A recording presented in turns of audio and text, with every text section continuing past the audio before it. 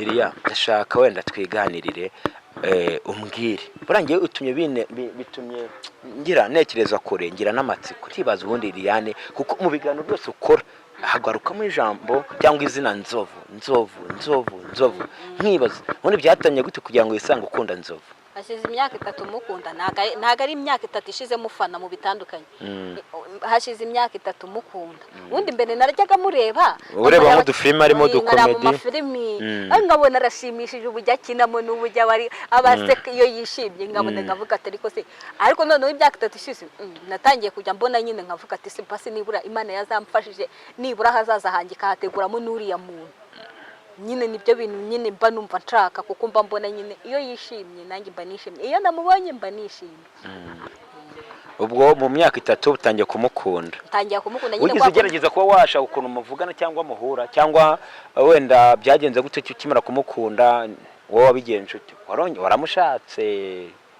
naramushatse navuye ururindo ndaza ndamushaka nje gushaka umugabo bita icyo gihe se cyangwa ejo ni tukonye mu mezi angahe ashize ejo buya kiragiye naramukundaga nkajya mvuga ati se urabizi no mu cyaro kubona amatiki niki ayo nayo ubona n'umuntu n'umustar kwati umuntu namuhera hebebaho kavuga ati se ubundi nzabona itiki njyana Kigali nzabwira mu rugo ko ngiye hehe ubundi se mu rugo bazambwira ko umuntu ngiye gushaka ndi umusazi nta kintu cyo nago wabyumva ariko nyine iyo umaze kuba mukuru wenda hari igihe uba waragiye uhinga ugenda wiharika ukagira nyine utuntu ku ruhande kavuga ati amafaranga ndimo ndayasevingira itiki zanjyanika tuma mbona na runaka rero nanjye niko byagenze uburaje bareba ariko nanone ako wenzo akakanya kubwiye ati ndi hano nafashe shambure duhure twikorera umuti wahituguruka yanambwiye ati se nibura basi ngwino nkoropera Agatako TV. Yes, reka nongere mbahe ikaze mwebwe mudukurikirana umunsi ku munsi turi ku Gatako TV nge ni Smart Boy cyangwa nyitese Souvenir mandi kumwe na Panta kuri kamera. Kuri no munsi nanone nagarukanye n'umukobwa mwiza cyane mumaze kumumenyera no ku Gatako TV bamwita Liliane cyangwa se umwite Liliane wa Nzovu. Biraterwa nuko wowe ubyumva. Liliane umeze neza? Yego. Yesashimwe. Ayimba. Ako disi wambaye neza. Urakoze. Kamera mwe no werekana ukuntu yambaye agakanzu keza n'udukweto twiza. Inzara zirakoresheje neza amafaranga uri kuyakoreye muri no minsi. Rega gake Imana igende ku blessing. Kuko uko twahuye ubushize nuko duhuye akakanya ndiko nari mitandukaniro. Kuko cya gihe wabonaga wenda wasaga neza cyane ko uyu munsi byabaye akarusha. Imana igenda nyine gushiramo imigisha yayo. Akaga kanzu se. Nyine nyine Imana iguha amafaranga ukagenda ukajya mu isoko ukayegura. Bamwita Liliane wa Nzovu. Ariko se bo wumva ubifiringa neza kuri Liliane. Proud ya Liliane ukunda Nzovu. Bazagukubita shawo. Bande se nzahura ngo n'abagore bagashwekera Diane se bafite imbaraga zingana yago ko kumugabo ariko twanamugwanira. Hari ibintu bitajya bigira. Kanubwo wasanga ngewe icyubahiro Manzovu n'urukundo mukunda nago runyemera kugwana n'umuntu tumupfa. Yego. Ubwo se Diana ateje induru wabigenza ute? Nta muharira ntago ngiye natera induru nawe. Ubwo nago waba mukunda kuko umuntu ukundura mu rwanira. Oya nawe ariko nanone kuba ukunda umuntu abagomba kureba se uyu muntu yahabaye bose badahari. Rero na Diane wenda dushobora kuba tuvuga ngo Diane kura rega wenda na Diane ashobora kuba akunda Nzovu nta nuwamenya. Twembi tukaba tumukunda. Ariko ushize waravuze ngo aramobeshya ngo abarimo ngo abamobeshya besha. Ntabwo bizi reka ntago ndya mu mutima wa nge nago njya ncubira umuntu. Wowe ukurikije ko bibonera inyuma se. Biriya bari ibintu nkurikije uko mbibonera inyuma nuko abantu kuri tugana nugatinye uvugisha ukuri. Nkurikije uko mbibonera inyuma nuko abantu baba babigira. Biriya mba mbona bino batwereka ari scam. Yes. Hanyuma se kujyaho bitaba scam. Sikamu ukabona umugore ushaka kubaka yakubwira ngo umugore ushaka kubaka inzi yari yose wamutuza muyayitura amatitaye ngo ni hato bingano kubera icyo mushiraho amananiza y'inzi ingano kingana ngibintu byabuze aho birya nibo bambere se bagiye kubakira urugo bafite ibintu byinshi. Nase ubwo nanone bagira ngo ashaka inzu ibikoresho bafite bijye birara hanze. Kuki birara hanze se umugore akankubwira inzi yari yo yose urayipanga neza ibintu byose. Nase intebe wazigerekeranye. Arafite intebe zibombe 800 zigerekeranye muri gato y'ibombe 50. Nanone kiriya kintu Diane yakoze yari kugenda akajya kwa Nzovu nibura nyuma akazavuga ati rero inzi ni noya tugerageze dushake indi nzu yo kujyamo bino bikoresho. Nibwo Diana ushobora gusanga Diana afite ibikoresho bye asanzwe akoresha. Arabifite na Nzovu arabifite. Urumva rero niba bagiye kwikombina bakabana ibikoresho birahita biba byinshi kandi bose baba mu nzu itarengeje icyumba kimwe na saro. Ubwo ni saro n'icyumba kandi ubwo ntabwo navuga ngo Diane ntagakunda Nzovu, ibyo ntago ari byo mvuze kuko simbizi nimba mukunda nimba atanamukunda, ibyo ni za Nzovu azagwana niza kuri Diane. Uri kwerekana ko bishoboka ko yaba atanamukunda, byanashoboka ariko ko byaba ari sikamu none se kambubaza, byanashoboka ko yuko byaba ari na sikamu nk'uko abantu bambona ko ndi sikamu ko yaba yaraje ari hiti nk'uko nanjye bambwira ngo ni hiti. None se ibaze ko ngiye bambwira ngo ni hiti kandi we ku mutima wawe wikondera umusiga. Ngiye mbizi ko mukunda ariko abantu bo babibona ko hiti ukeneye kuzamukira kuri Nzovu. None se uriya ni igiki kibemeza ko watari hiti? Yavuye hehe iwabo ni hehe? Nzovu arahazi bazi uriya umukobwa iwabo bazi Nzovu ku buryo nibura muvuga ati hari ngaramujyanye cyangwa bavugana no kuri telefone bari kubipanga ukazajya kwirega nyuma. Yego ye nabyo birashoboka. Nanone rero ntago wavuga ko atari hiti nk'uko abantu babona ko ndi gushakira hiti kuri Nzovu na Diane birashoboka. Kubera iki bidashoboka se? Njyewe mimba bishoboka runaka kuki bidashoboka ngo birango ko sha birango ntabwo wavuga neza mukeba wawe nagiye namwe muraba mukeba ntabwo wamuvuga neza. Yasha ntabwo namuvuga na mwana w'umukobwa mbona yitonda amba tangiye kwigarura. Oya ariko nanone sinavuga ibigaragarira. Njyewe ntabwo njya kwigarura urabuze ati batazankuramo iyo ko. Oya ntabwo njya mbeshya ibiriho niko tuba tubibona. Biriya bintu ntabwo yaba mukunda yaba atamukunda nta numwe ubizi. Diane nuzi ukuri ko muri ku mutima we. Rega icyo umuntu ashaka yego yeho umugore ugushaka ntacyo atakora. Ese mu bantu bose bagaragaye ku mbuga naho ni musore wabonye ugakunda wakunze Nzovu wenyine? Nakunze Nzovu wenyine kuko nta wundi naje kureba se nkareba Nzovu. Ariko abenshi bakavuga ati rero uyu mukobwa ukuntu ameze uyu mukobwa witwa Liliane naho ataniye n'abandi. Iyi nanjye yibaza nyine ko bande bakabona naho naniye n'abandi. None se giti mujisho kubera cyadataye we afi igiki Diane ariko ngo bavuga ko yitonda abantu benshi baranamukunze. Yitonda imvura ihoze nicyo cyetsinze ni yitonde ku giti cye ariko ibyo mubona rega uruhande umuntu akugaragarije ni gubona rero kuba mumubona ko mwitonda hari n'urundi ruhande rwe mutarabona. N'uwandi ugeza mu nzu agatangira akajya kukoroga. Kekosha ibaze nyine uriya mukobwa ungana kuri iyo usa kuriya si mwiza se abantu nyine umuntu aba mwiza njye nekeza ko umuntu aba mwiza imbere y'umukeneye nyine ashobora kuba ari mwiza kuri Nzovu kuko wenda ari we bari kumwe abo kuri ngiye wapi ako ni na mwiza gusa njye ntabwo najya ngo mubeshe ntabwo najya ngo mvuga ngo muserereze uriya mwana w'umukobwa avuga neza ahora yisekera n'umuntu ajya agirana ikibazo nawe. Ubona ari wowe nawe umwiza arinde oya buri muntu ni mwiza nyine nkuko umubona ukabona ko ari mwiza nawe urubibona utibera ukabona ukuntu mwese mugaragara ubona umwiza ari wowe. Yego ko ubwo mwiza yaba ari njyewe none se ngenda ajya gutaka undi muntu kubera wimutaka vuga ukuri wowe uvugisha ukuri. Yewe nawe none ubwiza bwe nawe ubwiza bwanjye ntiyabubona kandi nanjye sinabona ubwe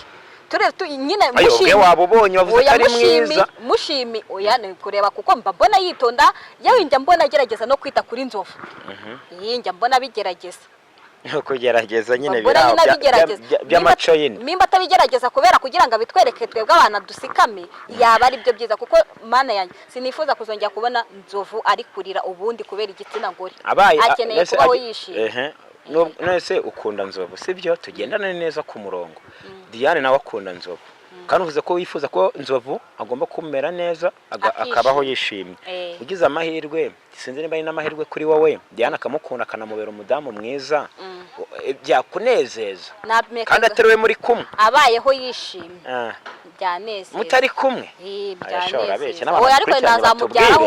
nazamubyaraho umwana nubwo baba bari kumwe. Watuma rero urumva rero watuma acinyuma nazamubyaraho umwana nibura nkavuga ati umuntu nakunze ugiye kumusenyera ugiye gutuma acinyuma umwana wanjye sinamutunga umwana wanjye namwitungira wakagenda akabaho n'umugore bari ku mwana wanjye nibura nkavuga ati umuntu nakunze hari igituma ngumeza kumubona. Naho ndi umuntu wakubyarira se cyangwa se mwabyarana tubyarana kubuhe buryo Nzovu se we mwabyarana nuko ari umuntu nakunze ari umugabo nakunze. Ese nivuga mbe wari ukunze cyangwa wenda nabandi nabayegisugira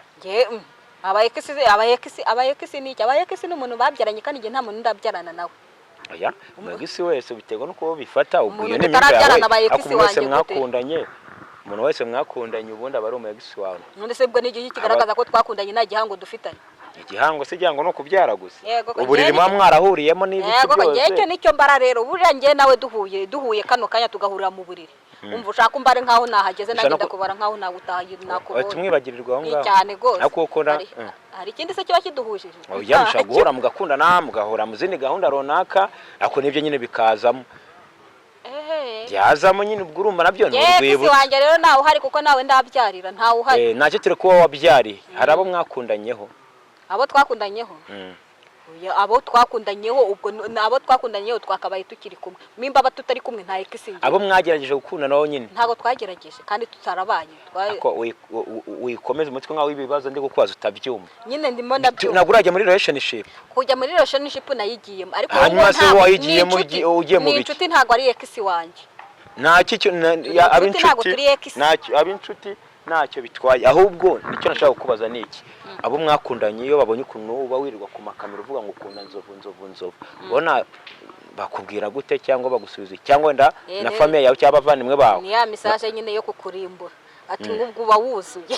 ase undi wa mugani wowe kubwawe ubona nakabazo bahita ntago baguhereza ariko ndavuga ati ni hari ugeze umubazi bundi wari uzi ko ngeze nzagarukira he ko hazaza hanjye utahazi kariyo mpamvu utagomba no kuhajajinga umuntu utazazaza hawe ujye umureka avuga ibyo ashaka nakora ibyo ashaka kuko ntacyo yahindura ku hazaza hawe none se Liliya wigeze uca inyuma umuntu muri mu rukundo cyangwa muri relationship hari uwo wafashe waguca inyuma none se nk'umuntu twendaga kubana agakuraho telefone akayisubizaho akambwira ngo yashatse nasi yaciye inyuma kandi njye nzi ko turi gukundana ariko nawe ushaka kuba umunyamahane ukaba wigaragaza umuntu akabona ko Liliane ni umwana mwiza ugasanga ugira amahane nawe warabananiye abasore byose ndabigira nditonda nanagira amahane ni iki kikurakaza iyo uri mu rukundo ikintu kindakaza iyo ndi mu rukundo ikintu kindakaza nuko umuntu yakubwira ikintu kugira ngo uze ukimbaza ukaza umbwira nabi kandi njye nyiracyo mari no kuba wakunda n'umuntu wumva amabwire aho ntago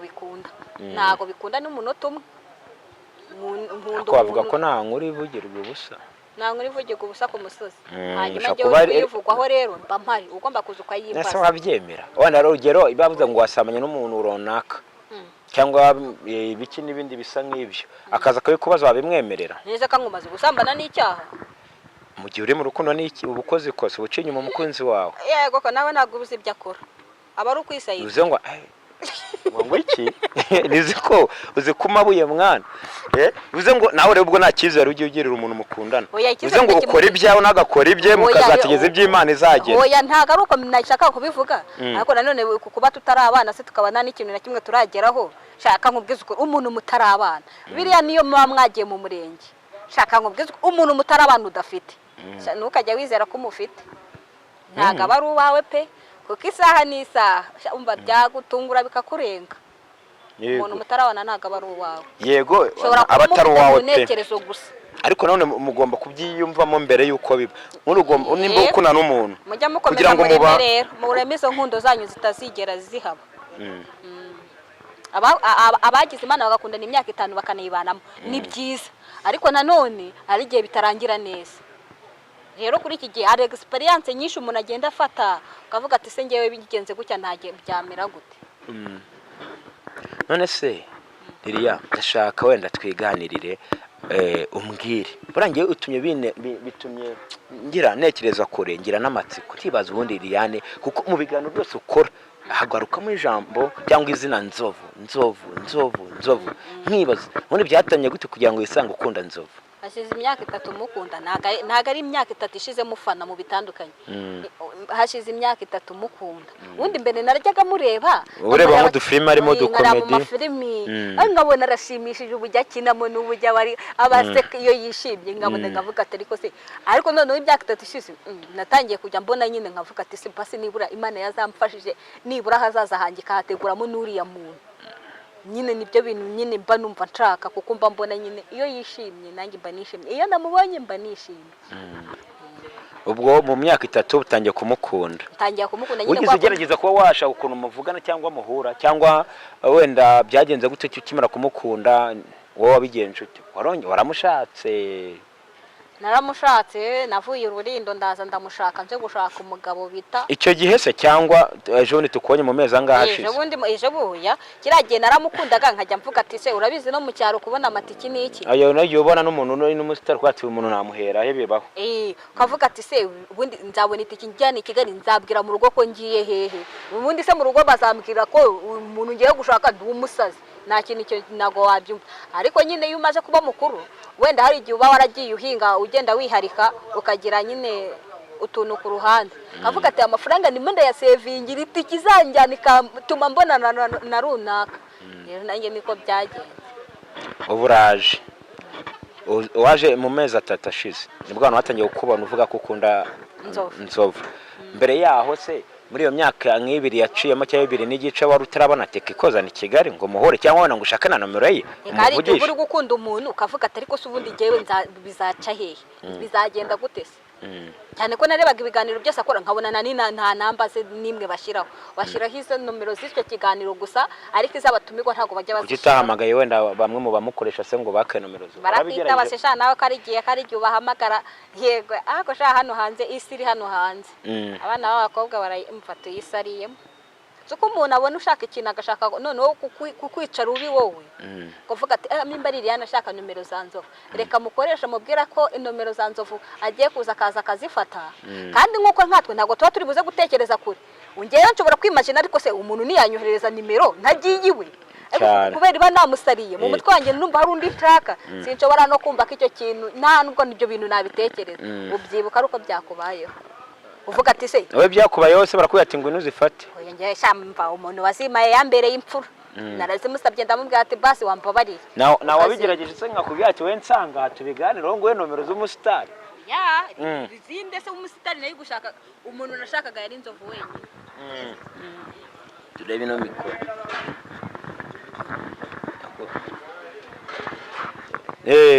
na numwe ase wundi hagize nk'umuntu kubahamagara akakubwira ati nsanga aha wone si wagenda aricyo bitwaye nagenda gute ukirinda wowe ukagenda ukafata nomero zakujyanye hagira ibindi biza muko akenshi mu ko nazibonye izindi nzaba nshaka niziki nyese nabone musitari urabona ngo mukunde wundi mukunde mikisi nkuko wakunze n'uwo ariko nuniza umuntu akunda rimwe uko urabona ko Nzovu we kugenda bwe yaragiye yaranagusize birasaba ko ntagenda se nimba ina kataro warize yo kuza ngo wenda wamamare urabona ko ugomba guhindura inzira ugashaka undi urabona ko ugahita ushaka nk'abandi bandagaye baraho badafite abakunzi kuko Nzovu urabona baramutwaye reka n'ubundi nari mbizi ko abo bahari rero nta kibazo nge mba mfite igihe n'ubundi unaza aho yafite umukunzi nza yari yarashwanye na Esther na muntu bari ati ndamufata we ngo bagatishana naye ikibuga ndagifasha aho kubera namubonaga arakaye impamvu nashizemo imbaraga kiragiye nuko nge nakundaga kumubona arakaye nkavuga ati basi kamuhigihe amanze ntago najya namita mubwira ngo ndamukunda naturetse ahanga byaba ibintu by'ibibazo reka mbase mureke muhigihe rero igihe namuhaye nasanze abamva hari undi mwana wakoze inama kera tamukora umutere ubundi yiba narese nzamukira hari ahantu nubwo adakunda igikara nekereza ko izi saha aba nk'uko urukundo ubunyangurira w'amasura nanjye reka mubwiye naho ngo we nk'agasitari gatoya wenda kuri icyo wari uvuze nayo cyane navuga ko mbere ntabwo nakundaga abakobwa batoya ntabwo nakundaga nyine abamaneka nakundaga abakobwa bafite nyasha banini noneho nyuma ngeze mu rukundo rwa nyarwo nisanga ahubwo wa wundi bamwe nakundaga ahubwo bari bo nisangamo n'umugore wanjye ni muto n'icyo urukundo rwa nyagoro rero wari igihe uvuga ngo nukunda inzobe cyangwa igikara ariko iyo wakunze byo gukunda baba we ibyo byose ntago bireba nese ni nkuko wasanga nawe na kera bavuga ati ukunda abagabo bagufi ntago mugabo wanjye ukaza kwisanga ntago mugabo wanjye ari mugufi ufite umugabo ese Nzovu n'umugabo wawe basi mukajya uvuga ngo dutangiye kujya umwisi kuba ari mugufi bwo ni mugufi ibyo ntabwo tubigarukaho ariko ntabwo ari umugabo wawe ese mugufi mu bipumira he mu ndeshyo ahageze urahazi shani ntabwo nibyo binandeba cyane ubundi ko ari ibintu ngiye mujya munansetsa mwimba umuntu ageze aho inda ishobora kwinjirira ni gute umuntu ageze aho inda ishobora kwinjirira ni gute muvuga ko ari mugufi kandi ni ikintu mpfa n'abakobwa so nk'uko Kaririyane kirirwa kavuga ngo gakunda Nzovu ari kubera kishakira hiti nk'Nzovu akaba yanamubwira ati nsanga ntanajye kumureba. Yego ko yamamagaye se ayo mahirwe naho wajya abakobwa ihirwe rimwe nzabona kuri Nzova ambwira ati ririya nsanga uzahita ugenda mu umva zaba ari byo byishimo bya mbere mpaye.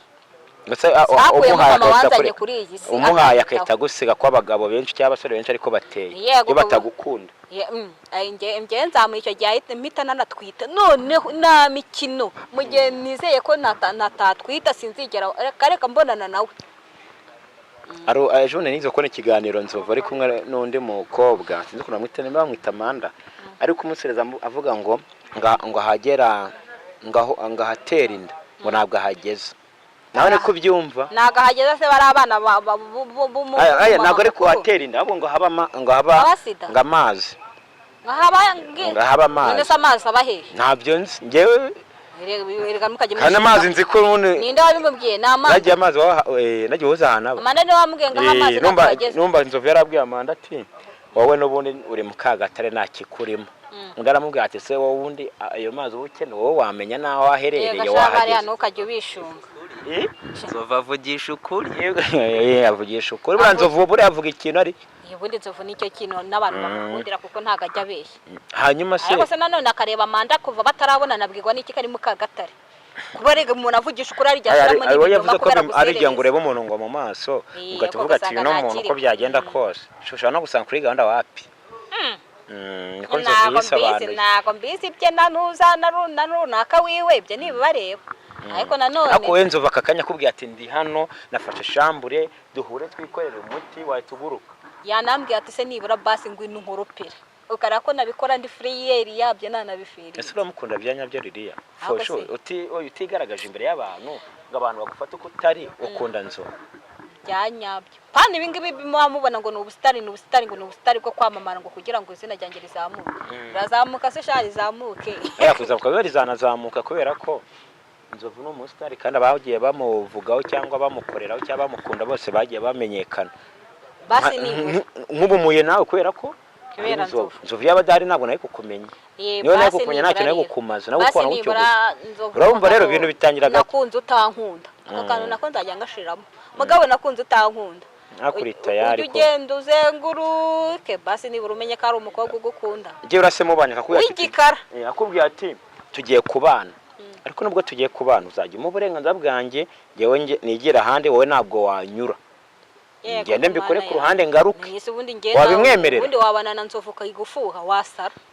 sha hari umuntu utafuhira mu buzima ariko Nzova yafite umukunzi ntago ajya muca inyuma ubundi yafite umukunzi ntago ajya muca inyuma ariko nanone ntago wamufuhira kuko umugabo ahava akagera abagabo bose twebwe niko tumeze kosha tubibwirwe n'iki ko tutaba mu ngo zanyu ko tutagendana naho mugenda twebwe usanga twebwe tuba tunyurwa n'abadamu bacu nyine kunyurwa nabo ni byiza na Nzova rero anyurwa nawe Nzova bigeze bakubwira ko yabanye na Esther uwamunaniye ninde wananuye undi ninde bose barananiranye ese ko bose bahuye ari ibihomora aya nago bari ibihomora ari Esther ntashobotse ngo ajyaga i Rubavu bakamarayo icyumweru kandi ngo barabana Nzova nawe akagenda akageza Nyagatare akamarayo icyumweru ariko ikiza cya Esther yavuga ko atamukunda Esther yidekaraye kera kuko ko atamukunda batandukanye babana se ibyo yarabivugaga ariko asha barabanaga bona muhayira saa 6 nijoro ubwo wajye ko mukunda umuntu we baratandukanye Esther nta mpamvu nyine kana we yaje nkuko kwawe avuga ati nkunda Nzova ariko Esther yazanywe na Nzova nyine ni wamuzanye none kuki mufata se uwo yazanye nanjye wizanye ubundi kuki mubigereranye oyi impamvu nundi barateretanye bamaze gutetana Esther za n'ubundi nk'abantu yaraje aramurata ati ngiye nsigaye mfite umugore umeze nkuko yazanye Diane ariko yarizanye nawe Diane ndoyibuka namubonye kwa Dani Diane nawe yarizanye avuga ko akunda Nzova barabahuza ubwo nanjye rero narizanye ndetse ko bya Diane nta mahirwe njya mbiha oya uzabiha amahirwe Nzova ngenda ashaka kukubona wishimye sinshaka kongera kukubona bwose ese mwese abashatse ubundi muri tayari twagusajije ubundi Nzova kubera n'ubundi ari umwami ajye yicara buri umugore wese amwubakire shamburete uyiba amayibemo utayibamo subuta atahe ajya arara hashaka ese nk'abantu babagaye bavuga ati ubundi abakobwa baza kwiterekera abasore ubundi nabo baba barakubiswe nta kintu baba bariho barakubiswe twayo turebyiraho na twarakubiswe n'abasore twabona tudakoze ese mwabona gute mubabona namwe mwahuguma hamwe nyine mukabategereza bakabatereka ahubwo mwe mubona imyaka ibasize mukate rero reka twigendere. Imyaka se sindageza 35, imyaka insiga gute na 35 kandi umva arahara arategereje kazamubona. None ibaze abafite icyizere se 35 wara mubiye muri iyo myaka abari kuri nzayi Imana nyine nari biriri atwigene bana dusoza ikiganiro cyari gito kubera ko amasora wanatangiye guhinduka kandi ikirere kiba gitangiye kubizana tugana ku musozo. Wende yubiganire ugira ababyeyi bundi bose ugira n'abavandimwe yugiye nko kubareba kuko wambwe ko usigaye bibari Kigali nimba babona ibiganiro ukora izi nkuru zose uburimo nta kintu bajye babivugaho. Cyaka mbabwize ukuri ko tarimo ibanga ndago nabwira mama ikintu cyatumye nza muri Kigali aziko naje kwashaka akazi azi kuri mu kazi ako rundi urakora ufite akazi se muri Kiyede ibiraka se biraboneka cyayi rimwe na rimwe baba hangahe ubwo Kiyede ko musaba ari 5 ku munsi ubwo ku kwezi kwezi ni 100 oya ariko ni 150 oya ntukuramo iminsi ariko hari iminsi tudakora uramutse uhembwa ku munsi yaba ari 150 ku kwezi iminsi mudakora 150 se ubwo ku muntu wishyura inzu w'umukobwa mwe ukeneye agakanzu nkaka ukeneye ibicyo yajyanga yakore iki aba mu nzu inzu bamo nakwinjira cyane inzu bamo yishyura ngahe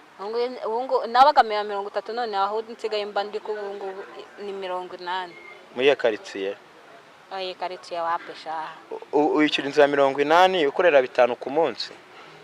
ubwo ukora nakandi kazi ubwo nkora akazi kakandi nzova ajya avuga ngo dukora amanywa na kuko nagwa wakwishyura inzu ya 80 oya naga ari njye yishyura umva naga njye yishyura nk'abakobwa turareba tukavuga ati nk'umukobwa nk'uyu turiteranya tukavuga ati mimba turi babiri umwe azajya yishyura 40 undi yishyure 40 ubundi byo kurya nanzi ko wibana yambana n'undi mushuti wanjye wenda aho byashoka ubwo nimba ari 40 sava mu gitano asagara sa 110 wishyura umuriro n'amazi kutabibara n'ibishimwe umuriro n'amazi byo bari make si cyatane ayo mafaranga se ni makeya ntaga rira nesa nk'inzoga ntago nk'inzoga ntago nk'inzoga n'amazi sha unywa robine aho se naye njya kwimenyereza za jibu ibundi uririndo ni nangwa robine ako abantu iyo bageze Kigali barahinduka nubizi se nzahinduka igihe cyanjye nikigera ako sinzahinduka gutyo umuntu uzambona gutyo azakomeza mbona gutyo ari akanibwira aba diaspora ndashaka kuguha umusherenge wo mu diaspora wo kumaza iki kugira ngo akanya murebye uramupfaka uramupfushije umuvanye mu Rwanda Nzovu ntagahari Nzovu bafite umukunzi kandi bari no gupanga kujya mu murenge diaspora zanere support yi bari gushaka inzu ngo babanemo bagiye kwishaka zaheza ku Gisozi bibanire wowe uracyari aho urirukanka ngewe nzakunda umuntu nkunda kano kanya ndi gukunda nzi ko nzo batagukunda ukunze ugukunda nyine ndamuzi se ntago nyuma mumbye ati hari abantu baba dukurikiranye baba bavuga ati wenda akenshi ndabizi neza ko ubwo twakoranye ikiganiro cyane ubushize kuko ari abanyandikiye n'ibyabura ati ahubwo ngiye ngura mu myihere ba diaspora nabo wagira ngo sinzi cyashobora no kuba atari diaspora ugasanga ari umuntu dukurikiranye muri aka kanya ukunda Gatako TV uvuga ati ngiye Liliane ndabona rwose tuberanye kandi ngiye mfite gahunda yo kubaka ukatavuga ati wewe wambwiye ko ari wewe wese uko yabasa kose ko yabangana kose tegano ko ngendera ku masura nta kintu njya ngenderaho nta kintu ngenderaho rwose bigendera ko cameraman wanyu ngarashaka kwijajara abirimo neza kandi nuza hajya wa muntu ige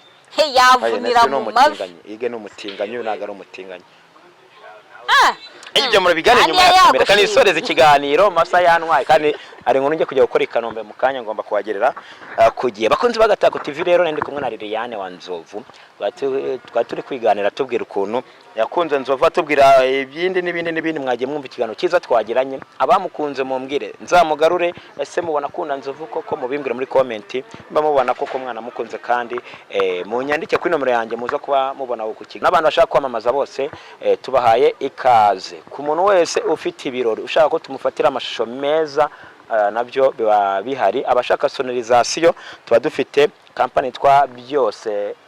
guest house bifite biri kimwe cyose abashaka kwasura abashaka kuhamwe icupa abashaka kuharira byose babihabaye dufite amashama atandukanye dufite ikigali dufite Nyamasheke dufite Rusizi ndetse na Kibunga aho wagira hose ushaka aho kurara heza ushaka amakomande meza inzoga zose ziba zihari